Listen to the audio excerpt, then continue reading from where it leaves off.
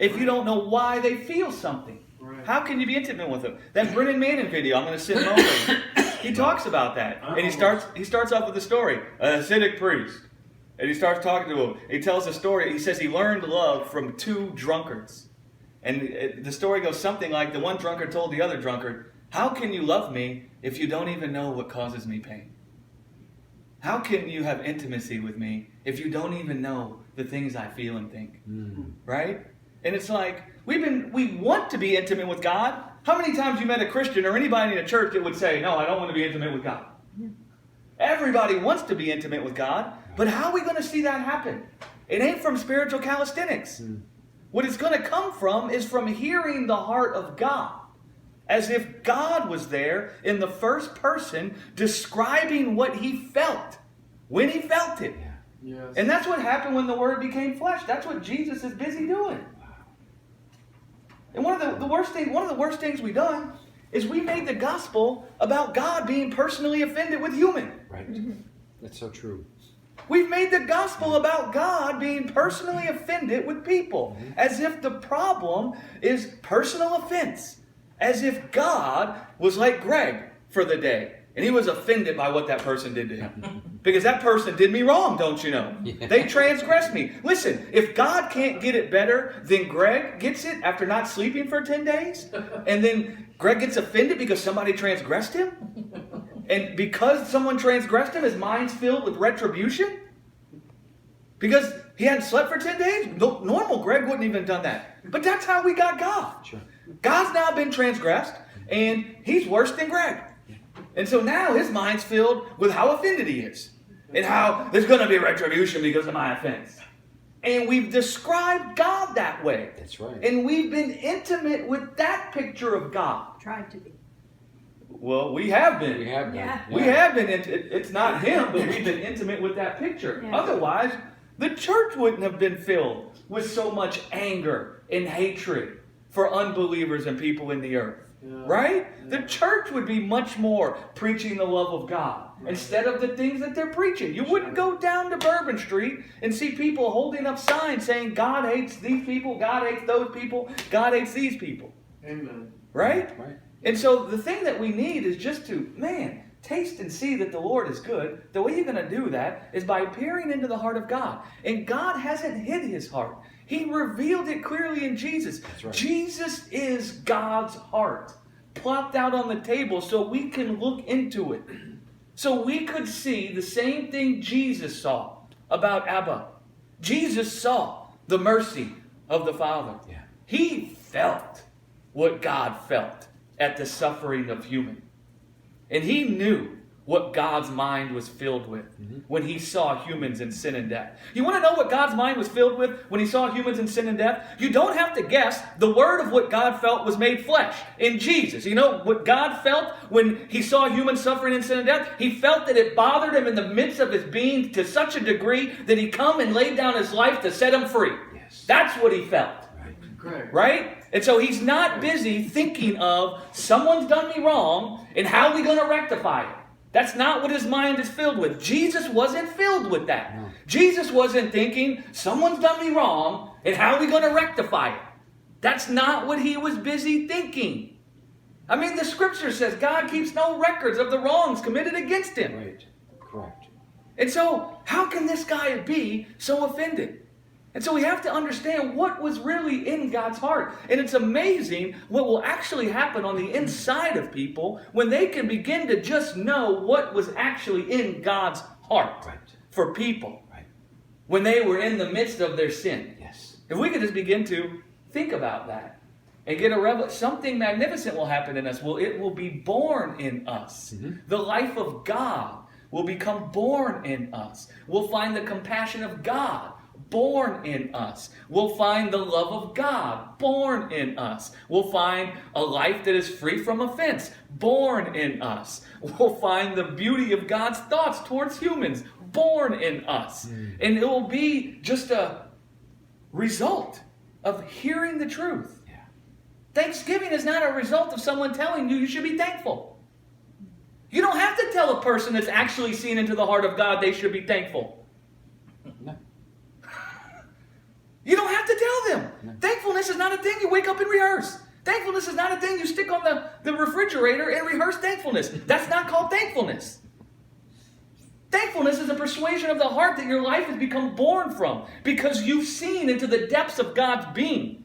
And you've seen what that guy felt for humans in the midst of their sin and their death.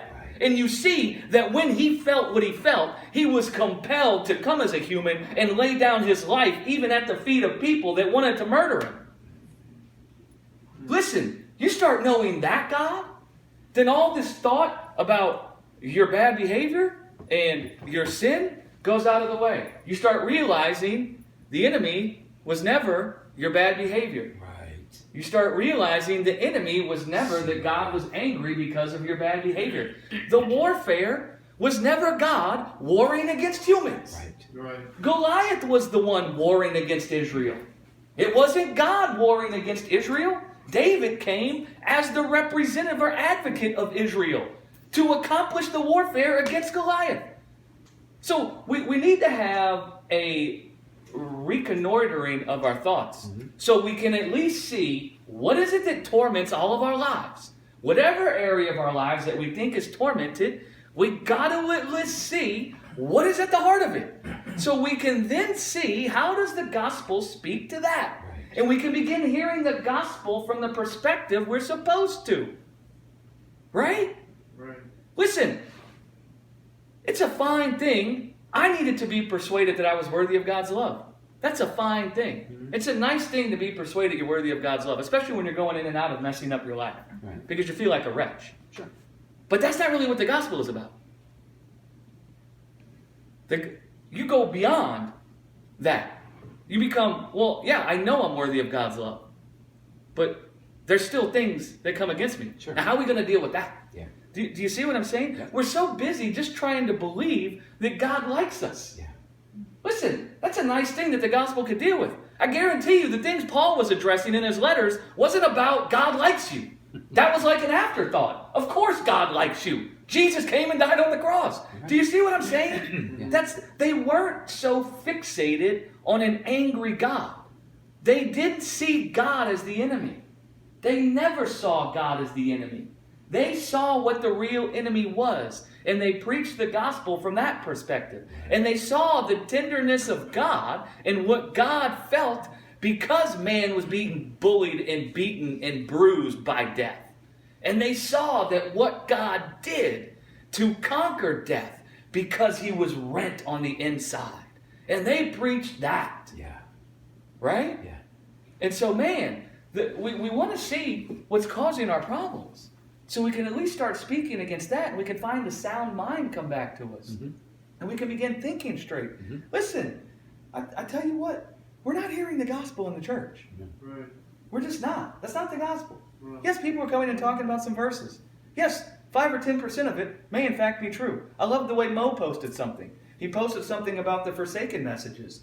And I'm not tactful in how I say things sometimes. And I used to find fault with myself for that. But then I thought, maybe I'm not supposed to be tactful. Maybe That's right. other people will be tactful. And it's not that I can't be It's not that I can't be tactful, but maybe they're better at it than me. But I read Mo's post and I thought, my God, people might hear what this guy said. Yeah. Because the way he described it. He said it would make sense how someone could think this. But I encourage you to wrestle with the scriptures and see what's really being said here. And I thought, how come I can't say it like that? Because I just come in and I'm like, wow. Yeah. But listen, I can't help myself. Right? Yeah, that's right. I can't. I just got to get it out. gosh. Yeah. I just got to get it out. But the Holy Spirit is doing this. He's moving the church into the place where we're beginning to see what is the thing that torments our lives. Because if we find the works of the flesh manifesting in areas of our lives, we don't like it when it happens. Nobody likes it when it's happened. That's why Paul said, "Oh, wretched man that I am. The good that I want to do, I don't do." He even said, "I want to do good and I'm not." So even people that do bad, they want to do good.